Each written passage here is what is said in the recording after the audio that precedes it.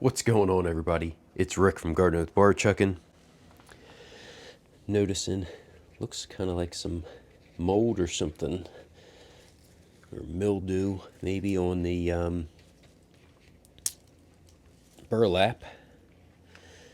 Tons and tons of worms in there.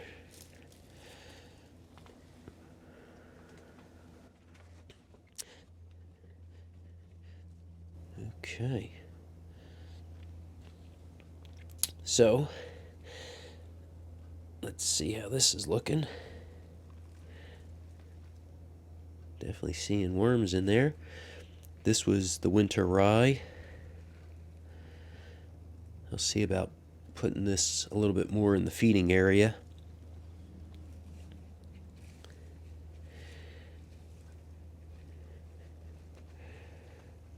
Oh, this area feels very moist.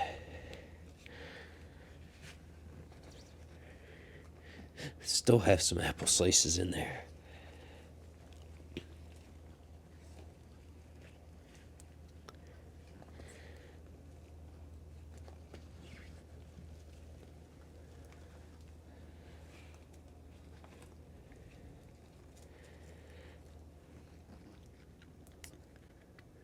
There's the pumpkin stem. I believe I put this in November or December. Might have been November. I'll have to see if I can find exactly when I put it in. And I'll go ahead and I'll put it at the bottom. But yeah, it's getting tore up. That's the way I'm used to seeing it.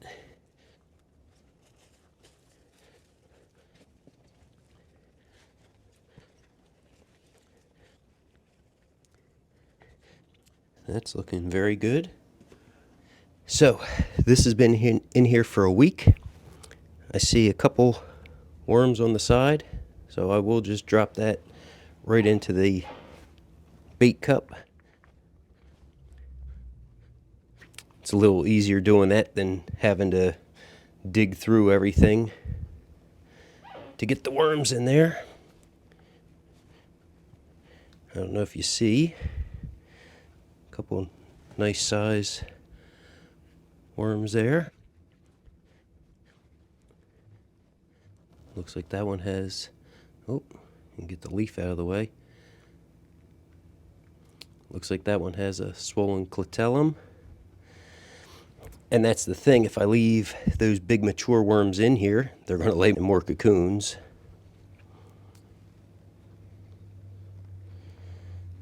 So, let me grab a little plate and we can see, oh, there's a bunch of worms there on the side.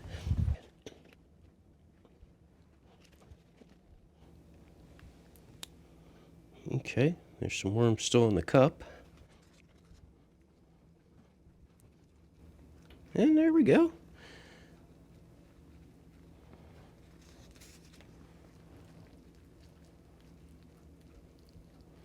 There's some worms in there. So, what I'm going to do is quick run this down, and then I'll show you how I'm going to bait this back up. Okay, so let's go ahead and incorporate this a little bit.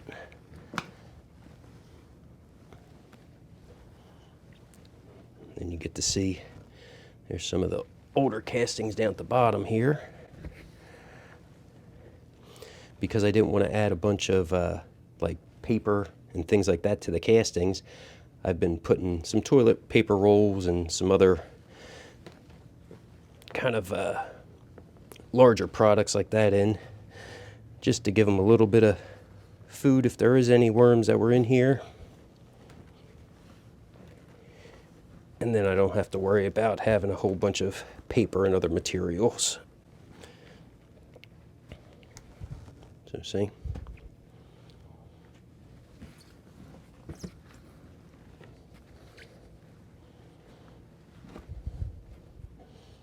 Castings still feel nice, hold good moisture, and then kind of crumbles back apart. So if you're not sure that is kind of how you want to have your castings, you do not want them super dry. However, the drier they are, the easier it is to sift. What I'm going to do is take my little container, add some bedding. I have 2 frozen pieces of zucchini, and then I'll come back over top with some bedding, and then I try to get the castings to go right up against the side of the container.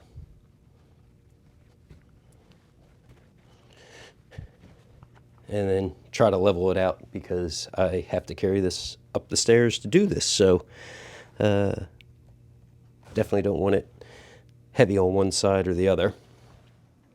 I'm going to go ahead and flip this bin and check out the area that I added fresh bedding to, the leaves and the mushroom substrate.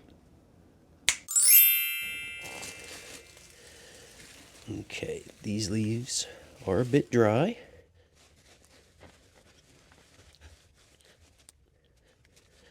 So I figure this is where I'll put the new feeding. Now, the real thing I want to check is this mushroom substrate. Is to see if I see any worms in this.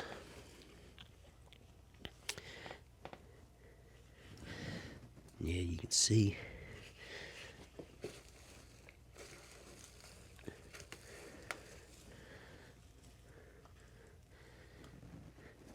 There's one that was at the very, very bottom. There's another couple. So, oh, here's okay, cool. So they are kind of hanging out in here, which was something that I wanted to see. I think I'll still not incorporate it into the dry bedding as of right now. I'll use that as a marker, I guess. I did put the pumpkin stem and the piece of apple back in here. So hopefully I can pull some worms from here into this feeding area, and then I'll see if any more kind of migrate into the mushroom substrate.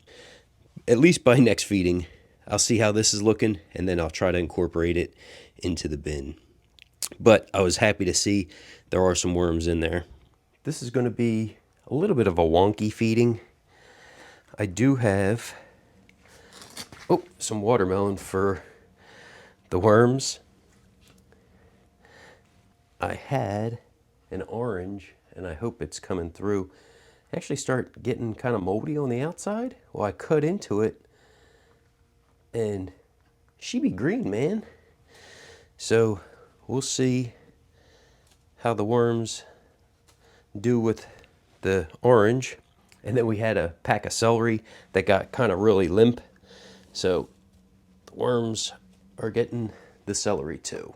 On top of today's feeding, I'm going to add some ground up eggshells. This is a grit for the worms. They take small bites, and as they wiggle around, that helps to process their food.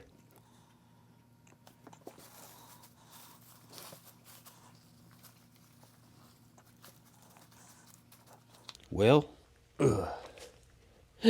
forgot that, so it's just going on top again. I do have a little bit of worm chow that I'll sprinkle over the top. This is just expired oats, flour, cornmeal, and some ground up eggshell. That's something good for the worms. That's going to be available for the worms to eat right now.